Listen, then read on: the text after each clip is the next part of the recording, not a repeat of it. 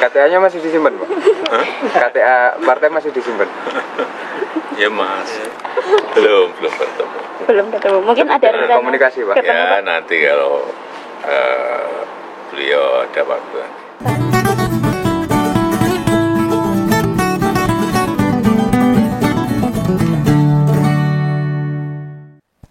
Yang tersisa dari pilkada serentak bersama Ngompol Om Begawan.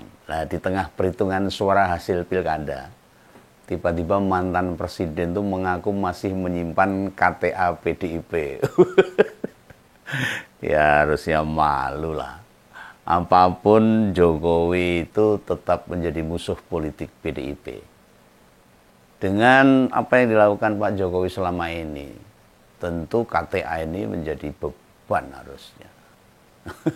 Pada tahu nggak KTA itu apa? Bukan kartu tanda anu loh. Neng kartu tanda anggota partai maksudnya. KTA ini fungsinya itu menunjukkan seorang itu kader partai. Nah, kenapa Pak Jokowi nyebut soal KTA partai? Nah, pasti dia itu pengen nantangin atau mancing-mancing lah agar ada pernyataan tegas dari PDIP gimana statusnya di partai. Nah, Ngompoles dan wong sak Indonesia itulah yo paham ngerti. Sejak berniat menambah masa jabatan atau menambah periode presiden itu gagal, pengen 3 kali menjabat. PDIP wis belas ra berhubungan. Itu pertama itu. Yang kedua, upaya yang mau dilakukan sewaktu jadi kepala negara jelas melanggar konstitusi, dan Partai Bu Mega ini menjaga itu semua. Karena partainya Bu Mega, PDIP itu konsisten untuk menjaga demokrasi dan menjaga konstitusi. PDI Perjuangan itu satu-satunya partai yang tidak mau mengulang kesalahan yang sama di era Orde Baru. Mengapa? Nah, bila dituruti masa jabatan diperpanjang atau periode ditambah dengan 3 periode, efeknya yang rugi yang masyarakat. Ya kita semua termasuk Begawan. Andai kata dituruti akan terbuka seorang presiden terus-menerus menjabat dan membuat menurunkan akan lebih susah. Nanti lama-lama seumur hidup. Nah, di titik ini PDIP rela jadi sasaran tembak, jadi martir, jadi banten kalau bahasa Jawanya itu, jadi korban tak bisa menang di pilpres. Ya karena untuk menjaga demokrasi, menjaga konstitusi itu memang risikonya berat. Respon bapaknya Gibran tentang KTA itu juga berkaitan dengan status Pak Effendi Simbolon yang kemarin resmi dipecat dari partai. Ini menunjukkan PDIP kuat, tegas. Nah itu juga mancing-mancing tuh, nyolek partai. Berani menyatakan kalau dia dipecat apa enggak ketika dia membela sebelah gitu. Ya akhirnya PDIP berani ambil sikap pecat gitu. Oh hebat ini. Nah secara subjektif, Om Begawan menilai ini Partai Merah ini belum menyatakan secara jelas loh. Ya dikarenakan masyarakat beneran masih belum ngerti. Ya secara utuh bagaimana menjaga konstitusi itu seperti apa, belum pada paham tuh. Mayoritas rakyat negara ini melihat secara individu aja, ketokohan, peran pribadi dalam bernegara. Oh, ini tantangan berat yang dihadapi oleh semua partai politik untuk memberikan pendidikan politik kepada masyarakat. Proses pendewasaan politik itu memang butuh proses panjang, ora gampang. Demokrasi yang kita jalankan masih dianggap ya sekedar nyoblos titik. Dapat sembako, gelem nyoblos titik. Lah kalau rakyat hak nyoblosnya tidak dibatasi, tidak diambil partai, berarti demokrasi masih jalan. Sependek itukah pemahamannya? Visi partai atau bagaimana partai dijalankan, itu tidak dilihat sebagai bagian penting demokrasi. Cilaka. Nah, terpilihnya Prabowo sebenarnya mengulang Pilpres 2004 dan 2014. Orang yang dianggap disia-siakan oleh partai, dibela oleh mayoritas rakyat. 2004 dan 2024 hampir sama. Waktu itu Pak BY sama Pak Jokowi dianggap mayoritas disia-siakan oleh partai yang berkuasa. Menjadi orang yang sangat tertindas. Akhirnya Pak BY terpilih. Dan Pak Prabowo yang representasi orangnya Jokowi ya dipilih. Nah sementara 2014 Jokowi dianggap musuhnya banyak partai. Bukan siapa-siapa. Setidaknya Om Begawan belajar dari 3 pilpres yang dengan kandidat capres yang bukan incumbent. Itu disikapi dengan memilih individu, bukan kepartean. Nah ini balik, ini soal pengakuan Jokowi masih pegang KTA PDIP. Apa mungkin dia mau balik ke partai? Wah, menurut Om Bengawan, enggak. Sampai kapanpun Jokowi tetap musuh politik PDIP. Itu menurut analisa Om Bengawan. Nah, sengaja ini Pak Jokowi buat mancing tajamnya pandangan rakyat ke partai. Dengan menunjukkan saya masih bawa KTA PDIP. Nah, kita harus paham bagaimana karakter Jokowi sampai saat ini. Nah, ditambah omongan bahwa Jokowi itu masih berteman sama Pak Rudi. FX Hadi Rudiatmo, Ketua DPC PDIP Kota Solo. Om Bengawan beberapa kali bertemu dan wawancara sama dia. Itu bekas wakilnya di Wali Kota Solo 2 periode. Nah, terus ada keterangan, usai berakhirnya masa jabatan presiden, itu belum ketemu sama Pak Rudi. Kan? Salah, urusan politik lah, masa urusan apa sosial, berkomunikasi, semuanya kan kita ini kan teman dan sahabat baik yang sudah lama terjalin. Besti. Kan aneh. Lah Pak Rudi itu sendiri sampai sekarang juga masih menjabat ketua DPC PDIP loh di kota Surakarta. Apakah ini ada kaitannya dengan pilkada kemarin juga? Ya Om Bengawan tidak paham, orang ngerti, belum tak gali secara detail kan. Nah, kalau toh pun masih anggap teman Pak Jokowi sama Pak Rudi, tentu Jokowi setidaknya tidak akan meninggalkan PDIP no. Lawang semua jabatan yang dia raih itu kan atas usahanya PDIP ya. Dan termasuk Pak Rudi, Ketua DPC PDIP Surakarta yang membuat dia menapai karier politik sampai paling atas. Bila memang masih anggap seorang teman dekat, besti itu, pasti komunikasi gak akan putus. Lah Pak Rudi ya gak banyak aktivitas di luar kota loh. Ada rumahnya di Solo itu di Kelurahan Pucang Sawit itu. Di pinggir kali, kalau orang bilang girly itu. Sering kebanjiran dulu rumahnya Pak Rudi itu. Lah apa susahnya nemui Pak Rudi? Dalam persepsi Om Bengawan ini, sejak Gibran jadi calon wali kota 2020, keduanya genah wis belas ra komunikasi. Ada rasa ndongkol. Lah kan dulu 2020 Pak Rudi nyalonkan Pak Purnomo itu. Tiba-tiba presiden waktu itu nyodorin sulungnya. Nggak tahu dengan pertimbangan apa, nggak tahu dengan bargaining apa, Om Bengawan kurang jelas. Kalau pengen jelas ya nanti tanya Pak Rudi langsung lah. Nah, nyodorin sulungnya Gibran tuh. Dan yang beginian ini ya diterima saja sama Pak Rudi. Gibran waktu dapat rekomendasi dari DPP benar-benar diperjuangkan buat menang di Solo. Pak Rudi total memperjuangkan Gibran untuk jadi wali kota Solo. Kurang ngopo. Dan sekarang dua-duanya mengkhianati PDIP. Ini masyarakat harus paham. Jangan cuma menjilat, memuja, akhirnya otaknya buntu. Nah, selama menjabat wali kota, gubernur dan presiden 2 periode, Pak Jokowi ya di backup sama PDIP.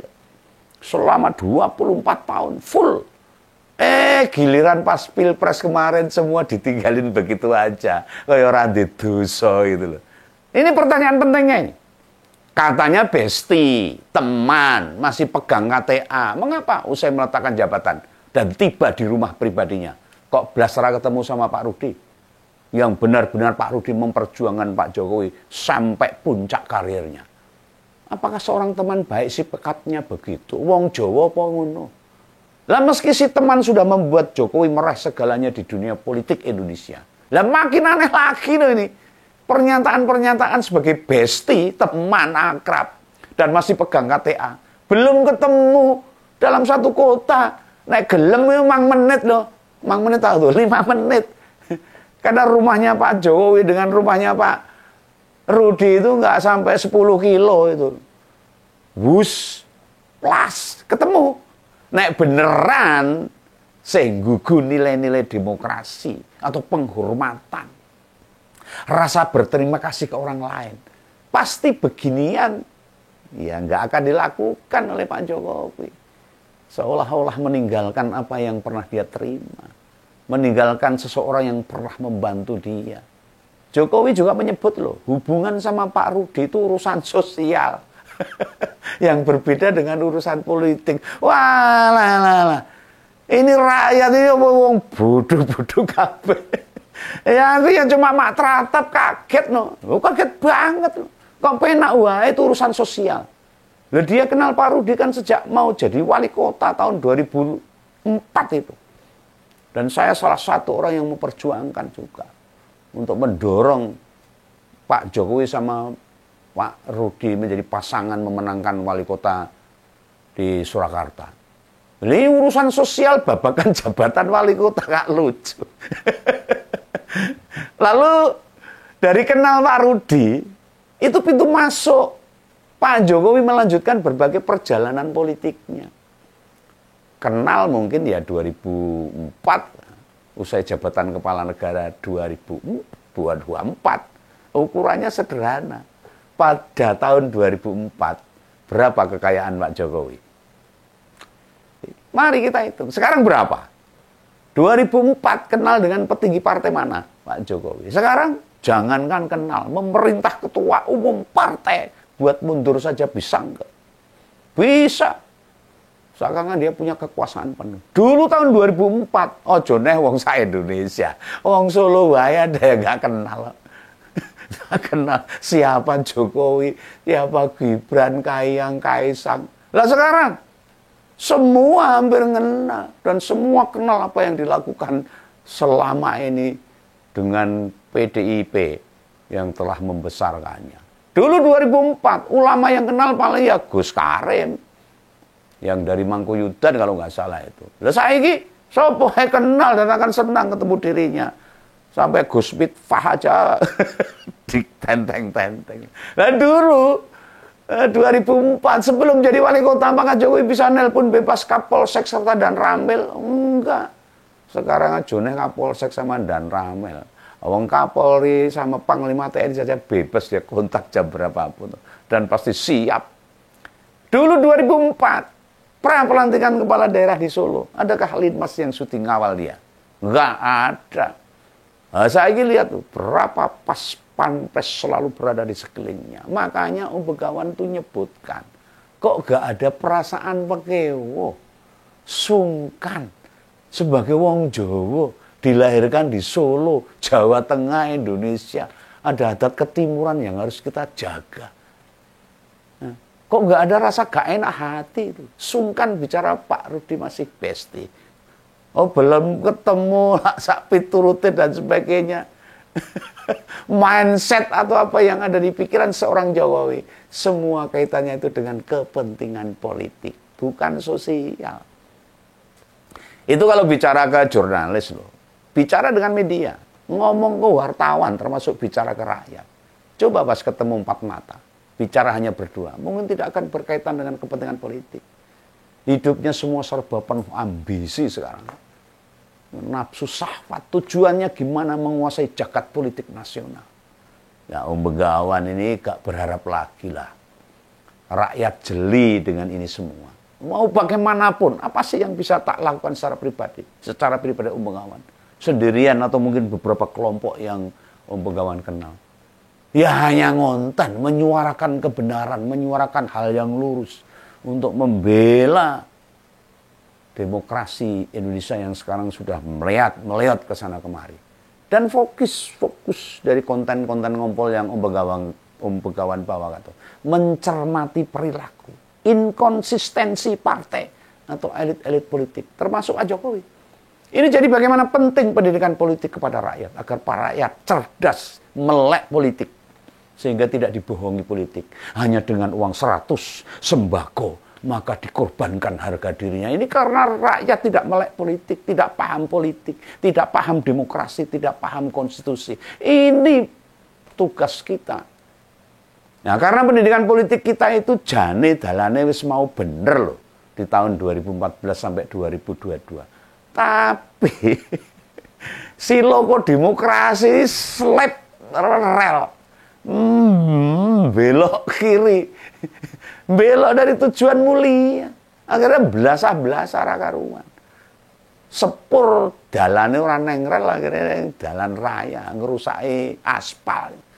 Ya. Kekuasaan berubah, semua pola pikir dan sikap lokomotif lurus dan tegaknya demokrasi Pancasila ambiar. Artinya kita harus mengeset ulang, reboot atau restart, memulai dari awal lagi. Pembukaan malah merasa ini situasi ini dibandingkan dengan saat awal reformasi lebih berat sekarang. Ketoke kaya ngene abot ini. Kalau awal reformasi, orang sudah anti Orde Baru, sudah ada modal untuk memang memerangi Orde Baru. Pemerintahan yang sekian lama dipegang oleh Pak Harto. Anti Soeharto, anti Golkar. Jadi penak, ngarahinnya penak, tujuannya wis gampang. Lah sekarang, sebagian masih kesirep, terlena, tertutup matanya, tertutup hati, jiwanya. Dan merasa Jokowi masih berjuang lurus buat rakyat. Mari kita bedah semuanya dengan hati yang murni, dengan otak yang jernih. Tapi benar, dia lurus, dia jejak, dia konsisten. Tapi demi kepentingannya, demi nafsunya, demi keluarganya, demi langgengnya kekuasaan. Percaya saja lah. Waktu yang akan membuktikan Prabowo Jokowi tidak akan lama